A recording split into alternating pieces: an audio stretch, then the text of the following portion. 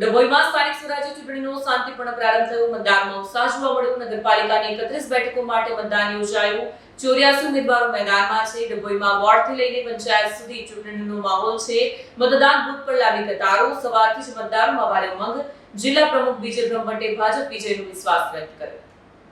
આજે સમગ્ર ગુજરાતમાં સ્થાનિક સ્વરાજ્યની ચૂંટણીઓ માટે મતદાન થઈ રહ્યું છે, ત્યારે હું પણ મારું મતદાન કરવા ડભોઈના બીએડ કોલેજના મતદાન મથક પર આવ્યો છું. મારું મતદાન કર્યું છે અને આપના માધ્યમથી વડોદરા જિલ્લાના સર્વે મતદારોને વિનંતી કરું છું કે અમારા ભારતીય જનતા પાર્ટીના નગરપાલિકા, તાલુકા પંચાયત અને જિલ્લા પંચાયતના સર્વે ઉમેદવારોને જનસમર્થન આપી પ્રચંડ મતદાન કરી અને મોટી લીડથી વિજયી બનાવશો. ચૂંટણી અગાઉ જ ભારતીય જનતા પાર્ટીએ વડોદરા જિલ્લામાં 40 બેઠકો બિનહરીફ કબજે કરી છે. 4 જિલ્લા પંચાયત, 19 તાલુકા પંચાયત અને 17 નગરપાલિકા.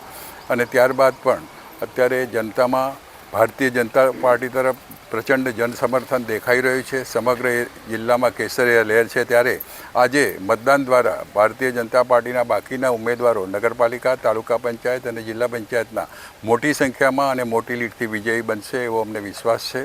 અસ્તુ. વંદે માતરમ. ભારત માતા કી જય.